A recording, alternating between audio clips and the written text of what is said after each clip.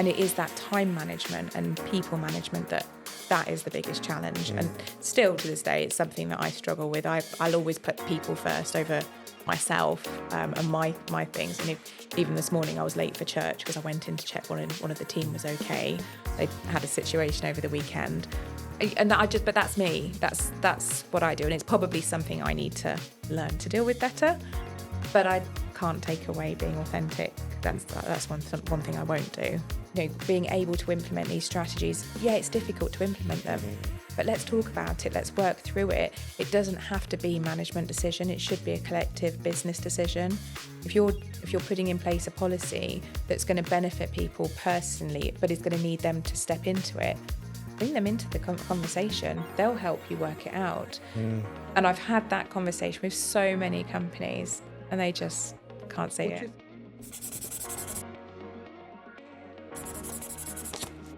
Hello and welcome to the Business Growth Show. I'm John from Octopus Computers. And I'm Adam from Active Internet Marketing. This is the show where we sit down with business owners, founders and entrepreneurs from Stamford and the Greater Rutland area.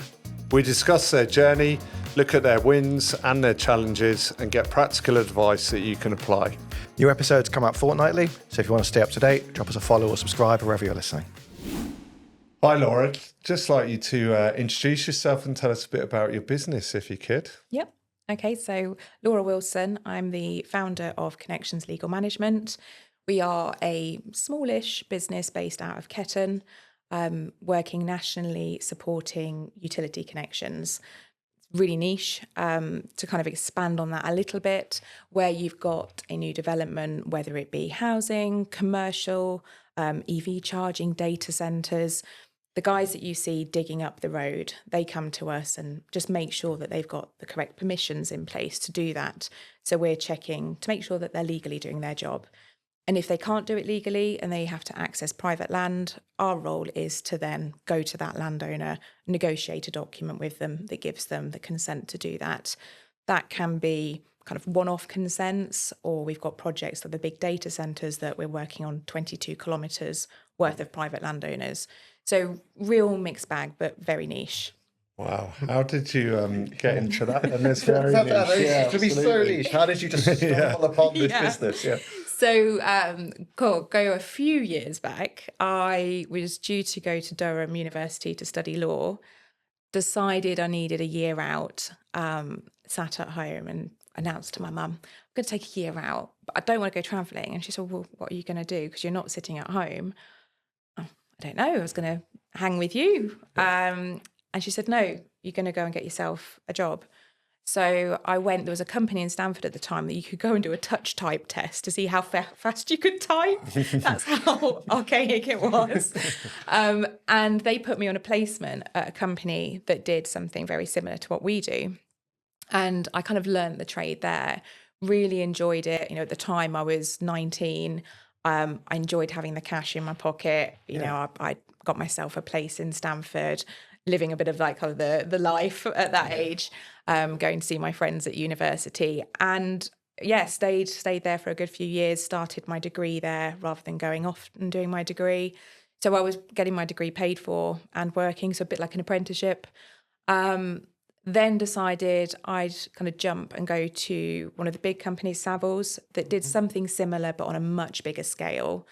Found myself getting lost in that world. Great company to work for, but just bigger than my background. They also have a very traditional makeup of people there, which I didn't really fit, being a female and not wearing tweed. So one of my clients at the time just said, why don't you do this for yourself? This was pre-COVID. And I thought, could I? And they said, yeah, we'll support you. So long story short, I then decided, that was the Christmas, in the August, I launched Connections Legal Management. The idea was I'd work part-time, supporting my husband, who was a farmer at the time, being at home and being able to just kind of flex my work with his work. And it just went crazy. Savills called day 3 and said, you've got a whole load of work that's ongoing. Can we kind of put it out to you to consult on? So absolutely. So straight away, I took on this massive workload. So for the clients, it was a kind of seamless transition. And then as the clients grew, the electricity industry is a really buoyant industry, and you'll see all the government agendas about electricity at the moment, and it has been for years. So the curve has just gone up and up, and the clients have just kept coming. So we had to develop very quickly. Took the business from my spare bedroom to an office in Stamford, which is where I met John, and now have an office over in Ketton, team of 22. Brilliant. Yeah, crazy, but a brilliant journey. So is your client the person that is developing the site that will then need electricity? Is that right? We have a mix. So I generally say we have two hats to what we do. So the actual legal agreements that we facilitate are for the network. So the people that are going to own will have the electric flowing through the cables. But the people that tend to come to us are the ones digging. And they're the ones that are contracted by the developers. Because what tends to happen, the developer will say is, I need services to my site. And they will employ, it's called an independent connection provider, who then we work with. They'll check that we work for the network that's adopting, and we then support them through that process. Right. Excellent. How do you find them? Because they must be relative. They're not advertising that they need the services. Are they coming to you just through marketing? Or? So we've been lucky because what's happened, we had two really core clients when we started. They grew very big and people left and started their own thing. So they then came to us. And then there's only one other company, the company I used to work for, that do what we do. I knew their weak points. I knew where we could be better. Communication was it is absolutely everything in our industry. So we got the comms right. And therefore, it's just people just come to us on recommendation. Until last year, we didn't have a marketing budget, and we didn't do any marketing other than me doing a little bit on LinkedIn. We now have somebody just helping me purely from a time basis, not because we need the work. It's just kind of keeping name out there, really. And is it UK nationwide that you're operating then? Yeah, so anywhere UK. As I say, it could be a small development of 4 houses down in Southampton to a full 22-kilometre cable route up in the Highlands of Scotland for a data centre. Wow. It's a real mixed bag. And what's some of the biggest challenges that you faced? Obviously, you said you had quite a quick start and you suddenly had a lot to deal with at quite an early days. And then what other challenges have you faced? So the two things really, the setup of the business. At the time I was a lot younger. I have no business background. I'm not from a family of kind of business people. So I just knew I needed to do a good job. So very quickly I decided that at whatever cost, I will work with experts in kind of my supplier fields. So IT, HR. I never ever tried to wing it on any of it. We just put the people in place because that part was then sorted. And I could trust those providers to kind of manage that for me. And then I suppose the next challenge has been just the management side. Learning, I think every director will say the same. We go into business because we love the job. And slowly the job that you love becomes very different. You have to lend an ear to somebody. You have to be sympathetic to everybody's situation. But all at the same time, you've got your own things going on. You have your own business pressures, timeline demands that you're working to. And it is that time management and people management that is the biggest challenge. And still to this day, it's something that I struggle with. I'll always put people first over myself and my things. And even this morning, I was late for church because I went in to check one of the team was okay. They had a situation over the weekend. But that's me. That's what I do, and it's probably something I need to learn to deal with better.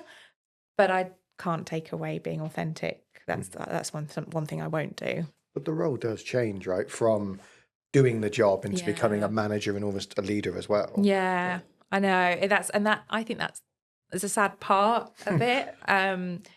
Because like Monday, I had the pleasure of going with one of my team to a new data centre project that we're just starting to work on. It's a massive project down in London, really exciting, some really interesting landowners. And I just felt myself getting really stuck into it. and I'm coming up with all the ideas and I'm passionate about it. And I get in the car to come home and I'm thinking, right, I better deal with my inbox Back now. to the That's emails. his job. Yeah. And that does make me. So I do say, oh, let me do some, like let me help come and help set the projects up, get them on the right track. And then usually the correspondence gets too much, and I go, oh, okay, over to one of the team that can actually deliver this for you. But it's a challenge, isn't it? Because we all want to do the bit that we're passionate about. I'm not passionate about finance. I'm not passionate about kind of the HR side of it. But you do get drawn into it. It does sound like fairly early on you were passionate about growing it. Because I think in a similar position, there are people who probably would have said no to some of the work that was coming in. Yeah, it's a constant battle, that, because there is so much work out there. And we could go really heavy on kind of the business development side. But my absolute focus is the comms. You've got to, if we can't maintain the same level of communication to clients because we're winning too much work, then we'll fall on our sword. We will, that will be the biggest hit for us. And we've been so lucky. We've been close to it. And it's meant Hamish, my husband, jumping in and doing projects. I'm back on projects. Our office manager gets stuck in on projects. Everybody helps out until we can kind of settle it. And it's a very quick, let's get more resource in, whatever it is that we need. But growth has always been obviously a key part of us. I love seeing the business grow. It's just kind of letting it grow organically, but not at a rate that we can't control. Have you got quite a clear growth plan that you're working to at the moment? Have you got a vision exactly where you're aiming to be? Yeah, beach in Barbados. Yeah. Lovely. We've got some changes coming up that will what we're trying to do is let more people in the business grow. I mean, one of the risks and one of the reasons I left the company that I started with was because the two directors just sat at the top. There was no growth. It was a small business. It was much smaller than ours. But there was nowhere for me to go. And I was, at the time, 19, ambitious, wanting to get in front of clients, be out on the road talking to people. And I never want my team to feel that. So we've already, my husband, he is our finance director. He's kind of stepping away day to day a little bit now. I'm lessening my hours in the office. We're doing other stuff, unfortunately, but it's allowing the team to kind of come up through the business. And then kind of financially, we've put some targets on ourselves that we'd like to try and get to over the next 3 years, if possible. But I'm not going to put the pressure on the team. It's got to be, I don't ever want us to become that numbers business. And I know from a business perspective, that's probably sounds really silly and really dangerous. But we've shown growth already. We've shown we can do it organically. Obviously, we need to keep an eye on them, but that's my job. That's my husband's job. I just want the team focused on the delivery, and we can adapt where we need to. And you've got individuals within the team, have you, that want to step up and grow and take on board more? And we have. And one of them's been with us for 10 years this year. And the other one's 9 years, and they've been brilliant in our business. They've worked through every department. They've been through everything with Hamish and me personally as well. They've always been really supportive, and they've got a very clear view on what the vision is. And if they want to, the opportunity is there for them. If they might decide that it's too much for them, or we might need to give them some support in personal development, and we absolutely would do that. But at the moment, they're stepping up, and it's great. It's lovely to see, Chris and Mike, and it's so lovely to see them growing as individuals in the business. Brilliant. I mean, how do you build a culture that encourages that? Because I think a lot of businesses struggle to get not just the staff engagement, but also the skills necessary to help the staff grow. How have you made that a focus? Just being open. I think, if somebody's not doing something to the standard we expect, we have that conversation. I don't hide behind the paperwork side of it. It's if somebody needs to grow and that they know themselves, and we have a really open culture that have a go at something. If you get it wrong, we know where your weak points are. We know where we need to do some kind of learnings or, whatever it might be that they need. We will support that. And we've always done that through every role in the business. there isn't a handbook that we can give in our industry, unfortunately. Maybe I should write one. One to do when I'm on that beach. Yeah. But there isn't a handbook. There isn't anything. And it's not a training course that I can send them on. So actually, have a go. The worst that can happen is you fail, and I have to pick up the phone call to somebody and apologise. But generally, they're sensible. They're all people. Our business is purely kind of people to people.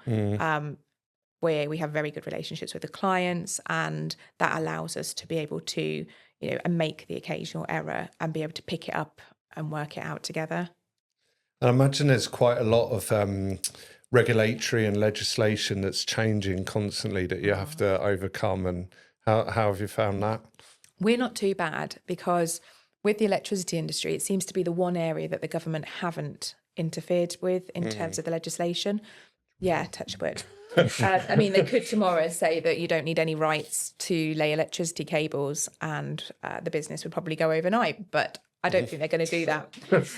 They haven't done it with any other services. So I think we would have to adapt if they made changes. But at the moment, they largely, it's all what has changed is networks 10 years ago would be a lot more kind of harsh towards landowners. It would be, we need to put this in, we're coming in, even though they didn't have the powers to do. That would be the first point of negotiation. Whereas now, because the industry is so much more competitive, they can't do that. So we have to go in and we introduce ourselves and we say what we do and what our credentials are, and how our clients' focus is sustainability and what the end supplier is trying to achieve, and we're working with local communities. And that's different, and it's lovely. It's a lovely side. I've just had a project, Greater London area, and we needed a parish council to give us consent for something. Parish council is not in a great place financially, so we were already offering a payment. But they, upon a site visit, the guys on the ground noticed that the local park was half finished. Really sad state of affairs, like all this lovely equipment, half built, all locked up. And so what's happening there? And the council said, we just run out of funding. It's going to have to wait till next year. And the contractors have gone in and said, we'll sort it. Really? And it's the people Wow. part of it. It's just so lovely. Which isn't, it's the nice side of our business. And I think that's where we'll see the industry kind of going. You don't hear positive stories like that frequently enough, do you, really? No. And I'm sure they do happen, but people aren't aware of it, are they? No, it's not. That's the thing. We only ever hear the bad stuff, don't we? But no, that's a lovely, and that's not uncommon with the contractors. They make, their margins are a lot bigger than ours, so they have money to spend. But they do nice things. And when it comes to kind of like the ecology and making the ground right after they've left, they're very good at that, and very good with landowners, from the people that really understand and are clued up and are perhaps being represented by kind of the Savills, Carter Jonas, right down to, Mrs. Goggins in her cottage that can hardly hear on the phone. That they adapt their approach, and it's great to see. From what you described, the way it used to be, I think if you own some land and you get that approach for coming in and it's quite aggressive, you're going to be resistant, aren't you? And back up straight away, So. Yeah. The fact is, we've worked on some projects alongside the M1 for a large EV provider, and they're all desperate. They're all falling over each other to make landowners offers for big sites. So a lot of the farmers now have been approached 2 or 3 times. So it is a case of who's got the sharpest pencil. Now they're very engaged. Yeah, absolutely. Yeah, it's really interesting. But some of them will step back and say, right, well, if you're doing that field there, I need some new drainage, and they're a bit more switched on, which I love. I always have to go in and say, my husband used to be a farmer. Right. Yeah. Can you tell us a bit about you personally as well, if that's all right? So you're Stamford Ketton based, is that right? Yeah, so live in Ketton. My whole life is in Ketton. School, the kids' school, the business, and the house. Yeah, so we, my husband and I, Hamish, have been together more years than I can remember right now. We have 2 lovely daughters, Evelyn and Clemmy. Very busy life, very family orientated. Our life is the kids. They're at that age where every weekend is a club, a party, and it's just trying to keep going, aren't you, at this point? You never have a busier social calendar when you're responsible for other people's. Yeah, so true, so true. Yeah, but I'm really lucky. We have a lot of support. Hamish's mum's very close by. My sisters, I've got one sister very close in Oakham, and my other one's unfortunately moved down to Devon with her husband. So I know, so rude. It's in the forces. Yeah. And Hamish has got his brothers close by, so we have a lot of support. Do you find it hard at times juggling the business and a young family and all the responsibilities of both, or how do you make it work for you? Yeah, that is. I don't think you ever learn how to do that. Yeah, that's probably the goal.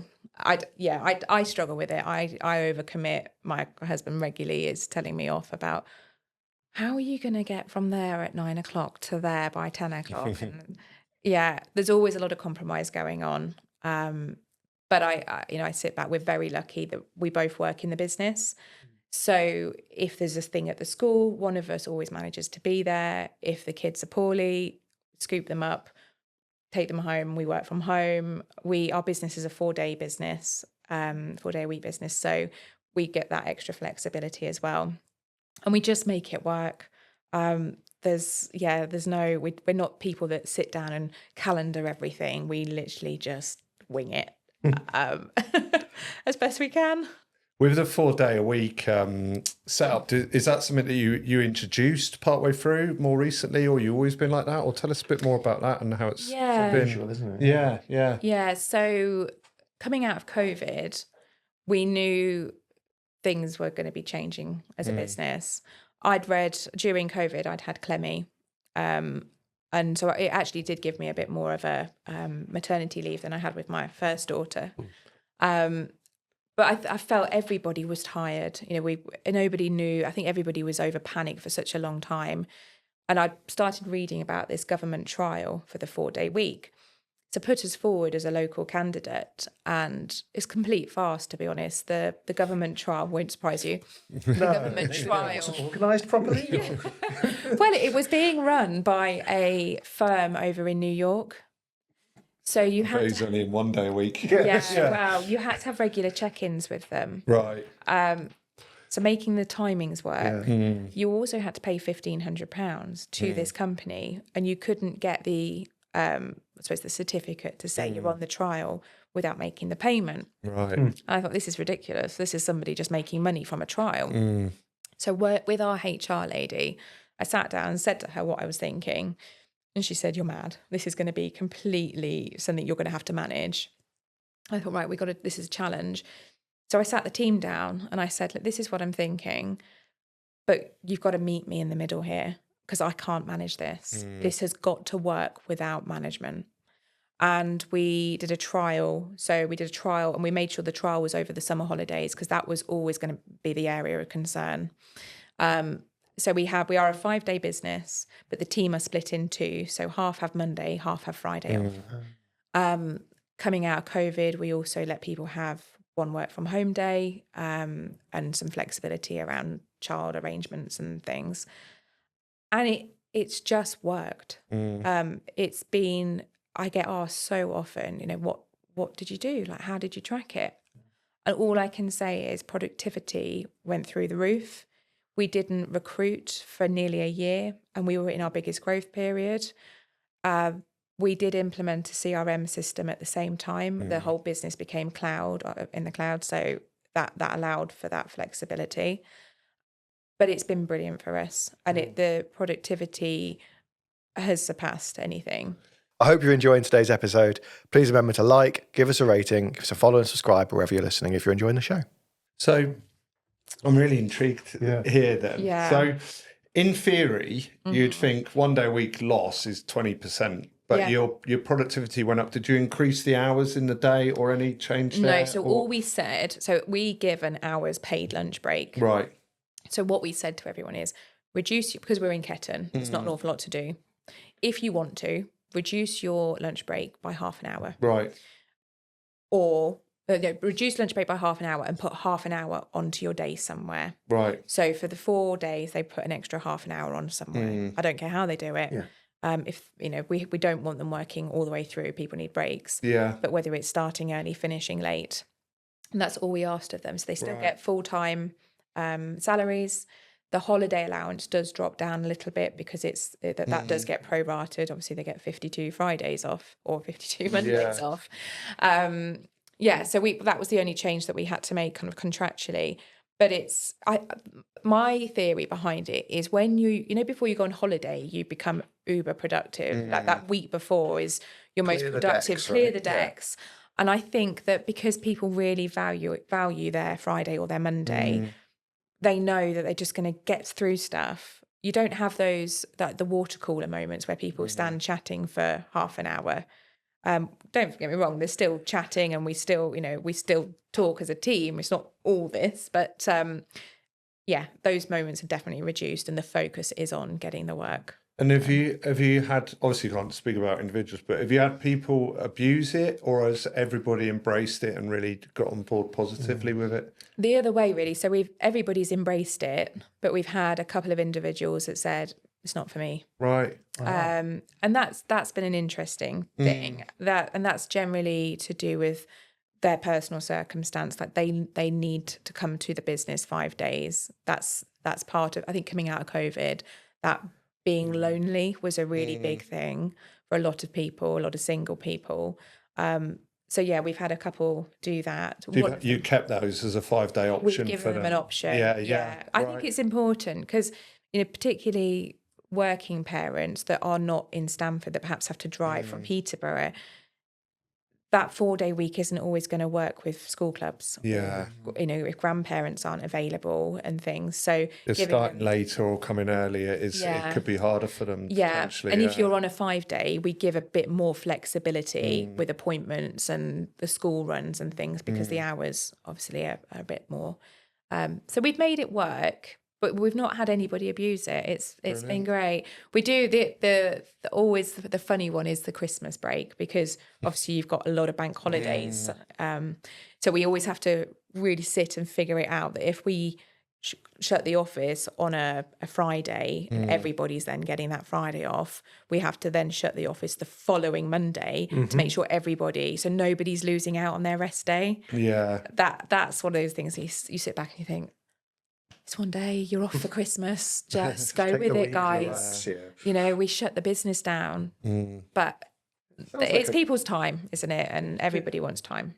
Such a great initiative. Had a lot of people, from a recruitment perspective, a lot of people that's been enticing for them wanting to join you. So you've had a positive effect there, have you? Yeah, completely. So we put forward a whole wellbeing initiative now for recruitment.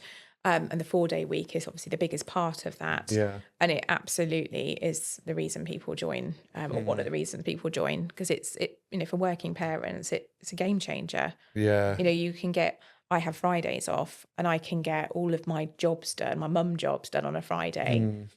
Be at the school, bake sale Friday afternoon, having actually baked something rather than nipped to Waitrose and cheated and making myself feel terrible for not being that mum. It's not just me then. Yeah. And then Saturday morning, it's right, what we're doing today. I can actually go into the weekend with the kids, not having to worry about the washing or the food shop and things. Are you able to do that as the owner? Because I think if it were me, I imagine I'd be like, I'm 4 days a week, and then every Friday, every half hour, I'd be on my emails or messages. And how does it work? I was really good until Clemmy went to school. And now that's kind of it's like a floating day. So what I tend to think is, like today, I'm doing this. There will be stuff that I need to pick up tomorrow morning. So after the school run, I'll probably go in for an hour and a half, do a few bits. But I just say to people, don't ask me anything. I'm not here. I'm here to do something of my stuff. I'm not Laura boss today. I'm Laura actually working. It's a great bit of discipline, though. And I think it takes the team's buy-in as well. Yeah. I mean, Hamish is very good at making sure that I pull myself out. And because I'm so passionate about our business. It was my first child, and I will just give my life to it, kind of getting through that inbox, getting through the projects. And so, I'll rather than going to the gym, I'll think, well, I'll just do a few more emails. But he'll say, come on, right, Fridays we're going to go to the gym, and then we're going to go for some lunch before we get the girls, and kind of put me back on the right track. Which, yeah. It's really interesting to speak to somebody who's, taken quite a brave step to do that, really, and found the benefits, and that it has benefited the business and the personal individuals Yeah. and everything. Yeah, It's interesting because we talk to a lot of big national companies, and they always ask like how we do it, and they just can't see it working. And I think it's really sad because I think it would benefit so many companies, particularly in utilities. The people that are out on site. The mental health in construction is so high. The rates of suicide are so high. So actually, I think being able to implement these strategies, yeah, it's difficult to implement them. But let's talk about it. Let's work through it. It doesn't have to be management decision. It should be a collective business decision.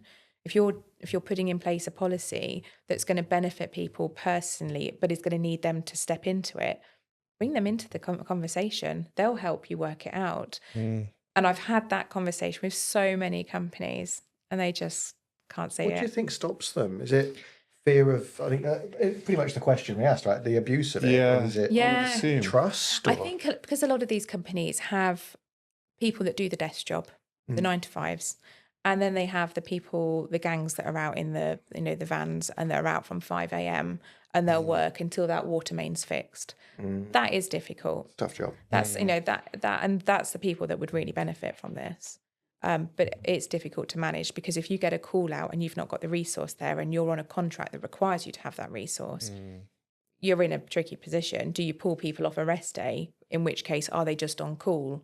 Can they actually relax on their rest day? It's a challenge. But I think people will have to start adapting.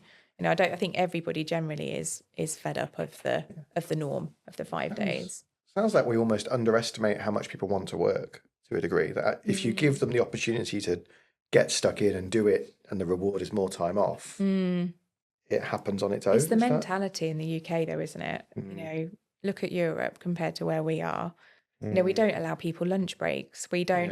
Yeah. We eat on the go. Kids are in after school clubs for hours. I'm not throwing shade at that. Mine are. But that's the life we live in the UK. It very much is, work, work, work. And we cram our couple of days of joy into the weekend. And that just feels so wrong. I think particularly I think a lot of the benefit on COVID was everybody found a bit of different level on their personal lives. And some people it was absolutely terrible, and not taking away from that. But I think from a business perspective, there was definitely some benefits. People being happier, being more relaxed, finding what their work environment is. Not all people want to sit in an office. They might want to sit at home where they've got a lovely view out the window, where they can have the washing on the background, put something in the slow cooker to help them that evening. It's these things that I think modern day businesses are thinking about, but the traditional construction, they're just not there yet. They will, and I know that there's some great work being done to get there, but it's not an easy sector to try and kind of change. Yeah, it sounds like work-life balance is a big priority for you and for the business as well. Yeah, definitely. Has it given you quite a confidence to then try another different initiatives because you've had success there, and be more open, I guess, to different ways of looking at things? Yeah, we try to. I think I've got to with it. I think the 4-day week was such a game changer that everything else that we look at almost doesn't come close to that. And there is the balance that we are a business, and that's the thing. We trade off a lot with that 4-day week as a business, as you say. Financially, we're losing 20%. Yeah, I don't think we are. But if you looked at it on, as an investor coming in, that's what you would see. So we have to be careful. And I think that's the biggest thing at the moment that we will do as a business. We've put some amazing systems in place and some communication tools for clients that are way ahead of any of our clients, of our competitors, sorry. But yeah, it's at the moment we're just doing the day job. And is that the most rewarding part of your role now, seeing the team piece, or is it still the business growth? Is it personal? It's balance? both. Yeah, I do love the team piece. I love it when one of my favorite things is when we do something really random, like let's just go up to Rutland Water. It's a nice evening and we'll get Aloha to do us a picnic. Just the easy things, a couple of £100. And, everyone brings a chair with them and bring the kid. We always say, bring the kids. Don't worry about childcare. Just bring the kids because we haven't got childcare available to us all the time. So bring the kids. And it's just a real nice family day, like evening. They're my favourite things. But then the flip of it is I absolutely love getting involved in new projects. That for me, because I don't do it regularly, onboarding a new client, finding out about them, getting that relationship with them, finding out what makes them tick. So, are they a football person? Have they got kids? What's their wife do? What's their husband do? They're really important things to me because it's people buy from people. Definitely. So if I can get to know those individuals, that's my bag, and the bit that I'm really passionate about. Brilliant. Culture just sounds honestly aspirational in terms of how you're doing it, because I think a lot of people take it for granted, or it's not far from the focus. But it Probably sounds wouldn't like... say that if you'd have been in the team meeting Yeah, yesterday. that's fair. But it sounds like it's got a few process issues going at the moment. It sounds like it's working though, and that it's actually paying dividends back. Where, like you said, a few £100, and suddenly the team feels like they know each other and they can trust each other more. Yeah, it's interesting. Last year we did a whole wellbeing piece. It was called the 25 and 25, where each month we were trying to do an activity, and it ended up being 25 across the year that brought us together, wellbeing. So we did Dry January, we had a menopause workshop, we did Belton Christmas lights as a team, and all sorts of things in between, Ibiza at Burley and things. That didn't bring the team together as much as I thought it would. Oh. Right.